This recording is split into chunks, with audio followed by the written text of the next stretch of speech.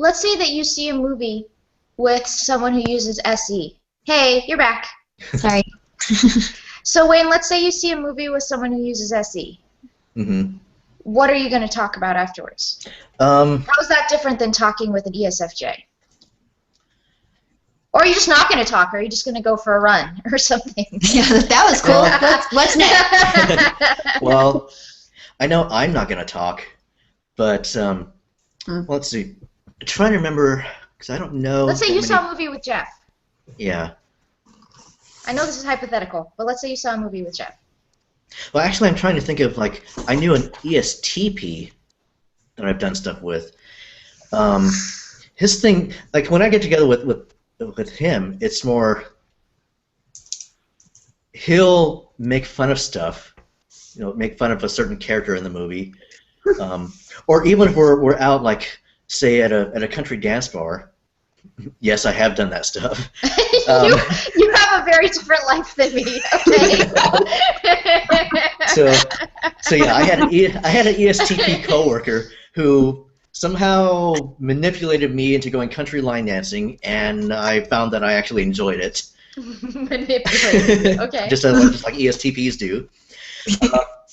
And I found he would often just kind of like point out some funny stuff about the people we observed. Mm-hmm. And that would be it. We're just kind of pointing out stuff in the moment. And chances are, if we were watching a movie together, it would be the same thing. It would be just kind of like just laughing, you know, and making like quick little humorous anecdotes about funny moments in the movie, even stuff that's not meant to be funny. Okay. So and then afterwards, we might just kind of like quote bits from the movie that we found funny, and that's pretty much it. Did you like Napoleon Dynamite? Oh, I never saw it. That's a very quotable movie. Oh boy. Okay. Yes. Funny. Do you find your have you ever been in a room, Wayne, with just only sensors? Have you? Or yeah. more than two? You know, like 3 or 4 sensors. Yeah. Feel more comfortable, or do you have any sense of it being more natural? Well, that's the thing, because I never notice that whether it's more natural or not. I just kind of, you know, me being like, you know, being my introverted self, I just kind of go along with whatever is happening in the room, and I'll just kind of sit and listen. You know, so it's not more or less comfortable than, you know, than say a room full of intuitives. Although that never happens except on Google Hangouts. Yeah. I'm wondering if that's extroverted feeling in me, that I would pick that up, and that is why you don't. You're in the moment. You're not really paying attention to that. Where if I'm with a room of sensors and I'm the only intuitive, it is very early on that I am very aware of that, and I have to adjust the way that I communicate. Here's the control, Crystal. What would your husband be like, Wayne or you? In a room of sensors? Yeah. He's not paying attention to that. Okay, so it's extroverted. Yeah. It is. It must be extroverted feeling. That's interesting. Because I'm blaming it on the fact that I'm intuitive, but it's really probably my extroverted feeling that's paying attention. Okay. Yeah, because whether I'm interested in a conversation or not just depends on whether I relate to the topic. Like I could be, you know, like if I'm in a room with a bunch of SJs talking about shoes, I'm gonna tune out. Totally. Me too. Or, you know, or it could even be a room full of SPs talking about surfing, and you know I wouldn't relate to that either, even though they're SPs. So wouldn't you be curious? You'd be more curious about surfing than shoes. And you know, well, yeah, if you want to compare those two, yeah. But yeah, I know what you're saying. But I might be curious at first, but then you know, if the SPs are gonna like, if all the SPs are like really into surfing and they talk about stuff that I can't relate to, then at that point I'm just gonna tune out. Yeah, yeah. See, for a conversation in a room with people I don't know that well, where I'm feeling out the room, I don't care what the topic is. In each what each person says, I evaluate whether I think a connection with them is possible, based on what they say. Yeah, that's totally different. It doesn't matter if their interest is different than mine. It's how they are describing their interests, and whether they're looking at it, from kind of a meta perspective, which is how I tend to look at things. Yeah, I think. Yeah. Uh-oh. It's him. Did we lose him? Yeah. Oh, go ahead. Go ahead, Wayne. You're back. Maybe. Okay, well, he'll come back, probably. I'm back. Okay. Okay.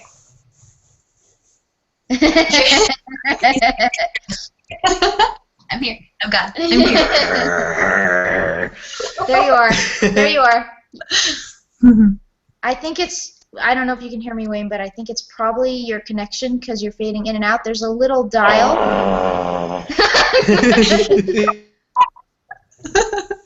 Can you hear me, Wayne?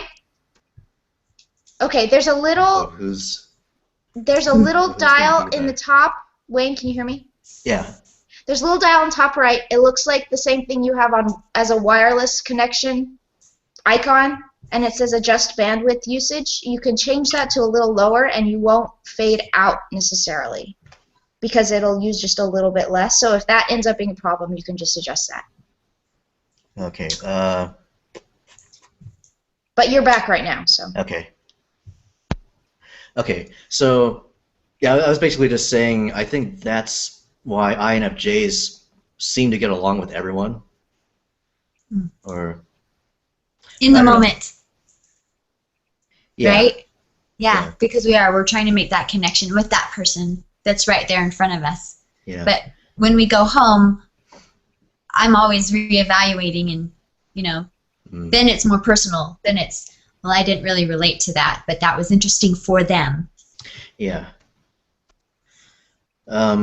Which makes me wonder. I could see in a room if you were relating or not in the moment, and I think somebody in the room with me wouldn't know if I was or wasn't. Okay. That makes me wonder, though, like the few NFJs that I've known, like how the times that I thought, wow, we had a really good connection, how many times they've thought, like, oh, I don't relate to that guy at all. You'd have to ask them. Yeah. It's interesting. I can see how an FE Dom would have a real hard time with your style in a group setting, though, because they'd want to be making sure, is he having a bad time? Is he upset? What's going on? That's just TI versus FE Dom, though. INFP husband experienced that left and right in my family. I have an ESFJ sister, an ENFJ brother, and an ISFJ mom. She's not FE first, but she's a sensor, and she's got FE. And they would, in our first few years, like, so how's he doing? And, they check with me of how he was doing because he was just, like, over there with his phone, check. Yeah. Oh yeah. FE Doms are notorious for asking me, "Are you okay?"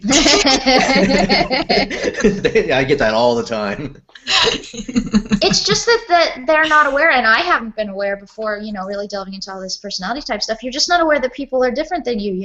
If I were sitting in the corner of a room checking my phone, that would mean I'm having a miserable time and want to get out of there fast. Right. Which sometimes is the case. Yeah. Yeah. But yeah. Yeah. It's just interesting. But yeah, the FE Doms, typically just, it seems like the ENFJs are more, or I guess the one ENFJ I know, she was more interested in knowing, like, what was going on. Like, she wouldn't jump to conclusions like the ESFJs tend to do. Right. So yeah, she would actually try to get to know me and try to find out, like, what's going through my mind, what's important to me. And so it was a lot easier for me to, like, for her to get to know me and vice versa. Whereas ESFJs. No, I'm sorry. Go ahead. Well, yeah, I was just saying, contrast to the ESFJs who just talk about stuff, just random stuff, and won't really make an effort to actually know what I'm all about. So you've mentioned that several times, that, and it sounds like you appreciate that in an ENFJ. Is that right? Yeah. So if that's something that you appreciate coming from others, is that something that you try to do yourself, or is that not necessarily how your brain works? It's not a conscious thing for me. Okay. I think it's just more. I'm more results oriented in those types of cases, because it's like if I'm talking to the ESFJ, and I don't get a sense that that person is really understanding me, or that they, or they're making wrong assumptions on me based on other people, like they assume everyone's the same or whatever. That comes off negatively on me. Whereas if I'm talking with the ENFJ, who actually encourages me to talk about myself and like asks probing questions that actually make sense to me, or things that can lead me to kind of a deeper understanding. Then I appreciate that more so than this kind of like this SJ type of let's just talk about details and what did you do this weekend and stuff that isn't really going to matter to me in the long run. Okay. Yeah. I think with ESFJs, sometimes they're the reason they just keep talking is they're waiting to like have you click with something they say. Oh yeah. And introverts are just letting them go. It's probably a very frustrating experience for them. Yeah, my ESFJ sister will complain about that a lot, and it's hard to help without getting into MBTI. How do you help somebody like cross that bridge? So do you think that's why I notice ESFJs just constantly going from topic to topic and like just changing the subject? They're trying to find something that you'll relate to, because they're like trying to draw you in somehow. Makes sense. Yeah. And unfortunately, things SI is going to be noticing, it doesn't sound like SE finds very interesting. Yeah, I would agree with that. It's a frustrating experience for them. Yeah. Yeah. When I'm talking with ESFJs, I do notice it is hit and miss, and it kind of depends on the questions they ask. I guess like if it's on like I usually don't talking about work on the weekend, and if they ask me how's work going, I'll just say, it's going okay, it's there. And then they'll, the ESFJ might interpret that as like, oh, things are going horrible if I don't want to talk about it. Yes, because there wasn't anything new or exciting or something to talk about. Even if it was, it seems like that's what I talk about with ESFJs is other people. Yeah, that's how I connect. Is FE. Okay. Yeah, or ISFJs. Yeah. That is true. Like but you don't have that per se, Wayne. Like that's not as much of a draw for you. Yeah. Well, okay. So the one ESFJ that I'm thinking about, the one thing that gets us going and gets me really interested in actually talking with her is when we talk about other people in her life. And like problems she's having with these people, so that my TI can then process it and figure out like what she needs to do. And she's like the first person who's ever like repeatedly told me that she appreciates my advice, and so she actually comes to me for advice. And so like she'll describe her problems, and I immediately go, okay, here's where the problem is, and here's what you need to do or not do. And then if it's an easy solution, like usually it's like don't do anything because it's not your problem to deal with, then she'll just like she'll be the sigh of relief and go, oh, thank you so much. Yay for logic. Yeah. Yeah, it is appreciated. That's a good balance. But does she initiate those conversations, or can because you're an introvert, you're not going to be like, so how's it going with so and so? Where I might ask that. Yeah. Oh yeah.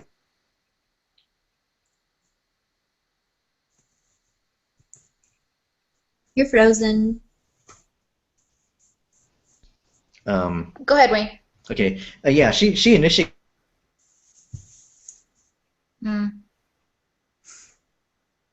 The thing about this... Hello? Yeah. Hi. Sorry. Let's try again. Okay. So yeah, she'll usually initiate the conversations with me. Just ask the typical, how's your week going? How's work going? Have you seen any good movies?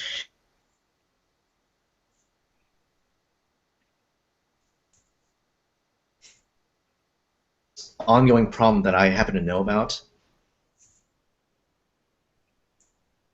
All right. N.I. gets to work, Crystal. Let's figure out what he's saying. The latest updates on her friend. And then she'll just kind of like start rattling off all the problems she's having, and then in the meantime I'm just processing it, and then going, okay, you're making this way more complicated than it needs to be, and here's why. And then she'll just kind of like latch onto that and say, okay, tell me more about this. I want to fix this problem. And so like we can like talk for like another 10 or 15 minutes just about that, and then. Yeah. And then I'll walk away with the feeling like, oh, that was actually a fruitful conversation. Yeah. Whereas if we just talk about work and movies and or shoes or whatever, then I was like, okay, that was a waste of time. Yeah, I see that. And I think it's interesting how the relationship dynamic of who it is.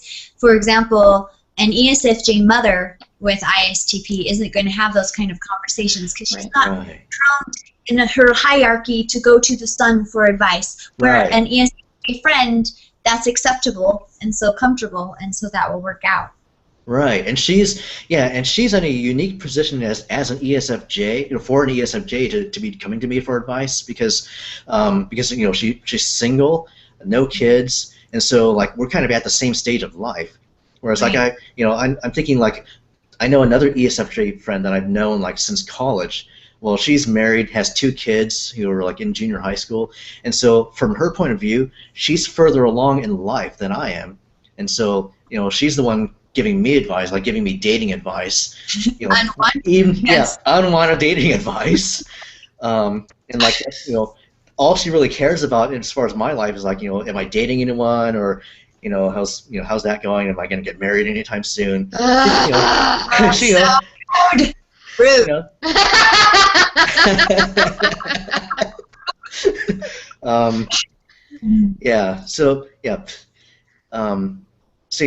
Married ESFJ women, I noticed, are notorious for that.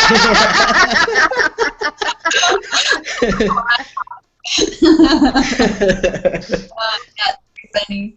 It'd be interesting if you ever met an ESFJ guy, Wayne, and see how much of this is interesting. Something else. Yeah.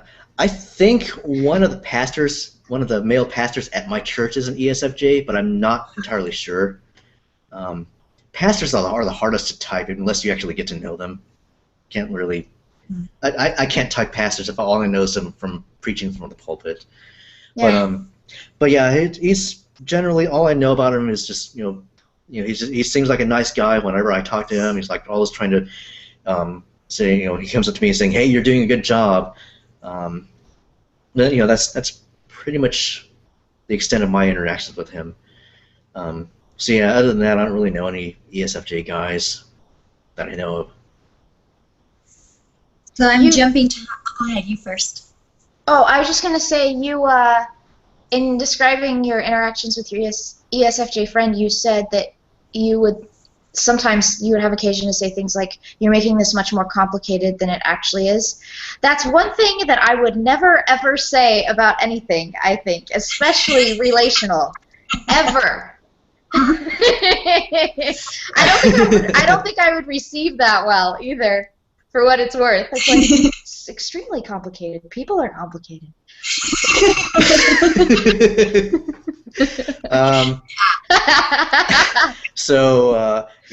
I heard the part about you're making this more complicated than it is, and how they would react to that. Well, no, and I'm saying how I would react. I was saying I would never say that because I think that anything about people is extremely complicated. Okay. So it's just a different world. But it'd be interesting if you and I were having a conversation about some relational problem I had, and you said, you're making this really complicated. I think I would balk at that, and I'd say, well, it is complicated. But practically speaking, it might not be complicated in what I have to do. It's more like the underlying motives that would be complicated, which is what I'm trying to figure out anyway. 14 years of being told I make things too complicated. Yeah. And it's a relational and I thing. And we do make it too complicated for them. But Yes. that complication is where we live. Mm-hmm. So. My guess would be that the reason the ESFJ appreciates hearing that is just because she just doesn't want to deal with the person she's having problems with. She doesn't. Yeah. She doesn't care about the underlying motives. She just wants to for that problem to go away. Yeah. Wants to know how to do that. So if I say, okay, this isn't your problem. This is all you need to do. Next time he emails you, just don't respond at all. You know, she likes hearing that because it's like, you give permission to not be over FE. Yeah, and like, you know, she'll tell me like her friends are the ones who advise her, you should try to work this out and you know, try to understand where he's coming from, or, you know, give him a chance. Whereas, you know, I'm coming from just like a pure thinker perspective and saying like, no, you've given him plenty of chances. He needs to deal with his own issues himself, and so you know, this isn't your problem. Yeah. That's nice. That is good for an ESFJ. My ESFJ sister is married to an ESTP. Interesting. You get some of that from him, but normally it's, oh, you're worrying too much. Let's hit the hills. You know, like let's go in the future. What's your dynamic like with the ESTP, Crystal? It was a rough beginning. I believe it. We've come to good grounds now, but it was hard at the start. What was your initial impression, or how was it? Just because I've had only maybe 2 or 3 ESTPs, I think ESTPs in my life, and it's always been that way. Yeah. Oh, the things that come out of their mouths. Yeah. I just think, it rubbed me the wrong way all the time, and I felt my guards go up really, really fast. Like, this is not a trustworthy person. Right. He's devious. You know, like, I really did not trust him. Yeah. And I was so protective of baby sister with this devil, you know. Yeah. But now I think he is a fascinating person, and I feel like he's very intelligent, and that it's like he's putting on a front, which he's not. But because it took me that long to get to see all the other sides of him, it felt like there must have been some front, because it was like, well, where were you keeping that guy? I can get along with this guy just fine. Interesting. But it took peeling away some of those layers. And I think he felt similarly. I'm sure he felt like I was too serious and too protective and too uptight and, you know, all kinds of things that we just clashed. So, but if we focus on our love of my sister, he loves her as his wife, and I love her as my sister, and their kids, and getting our kids together and hearing about like his adventures, and because he's still figuring out what he wants to do. He's been in the Coast Guard, and he went through school to do motorcycle stuff. Like, he's got all kinds of credentials, but he's starting over again. He's doing something new right now. So if I get him talking about his current adventure, then it's like what you described in having those conversations of finding out what makes that person tick. Then we have a great time. Yeah.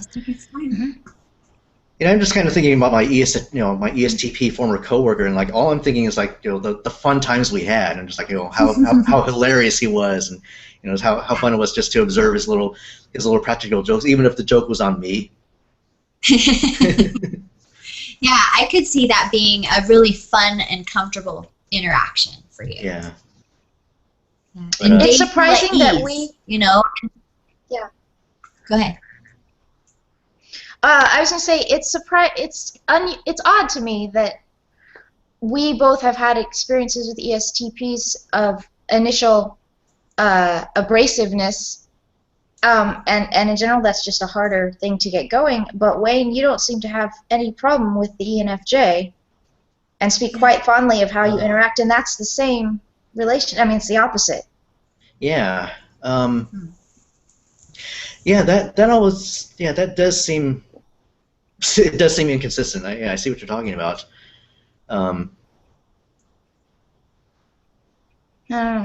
Yeah, it does. Yeah, I do notice on the forums, it does seem pretty common for the people to complain about the type that's the opposite letters of them. Like, you know, I'm just INTPs will complain about the ESFJs.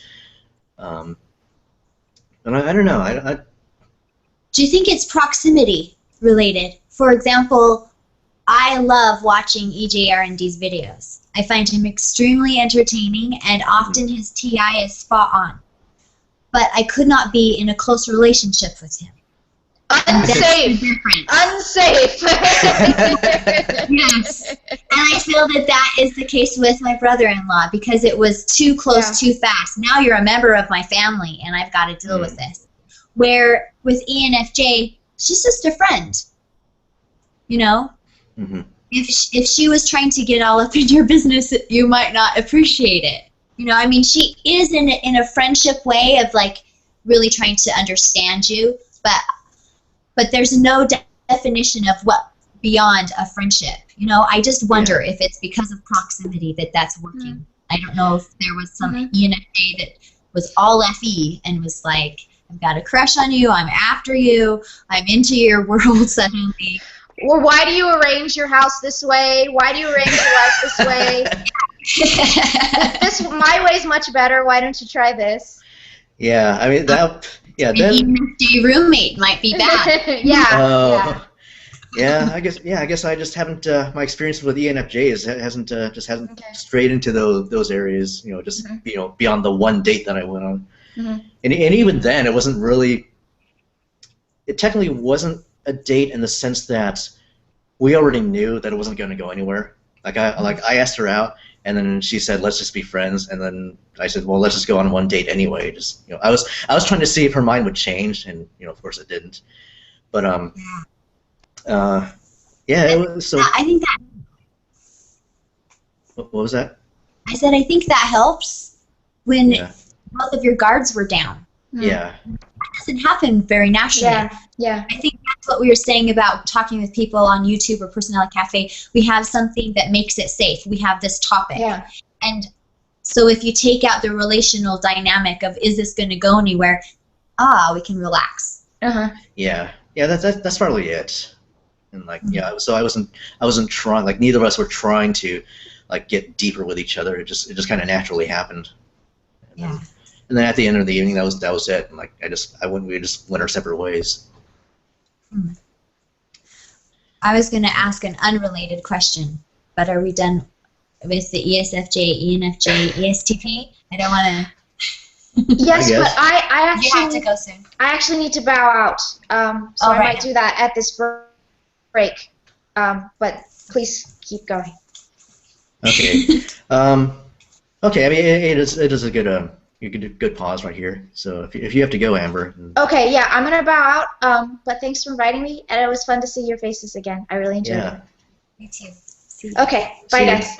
Bye.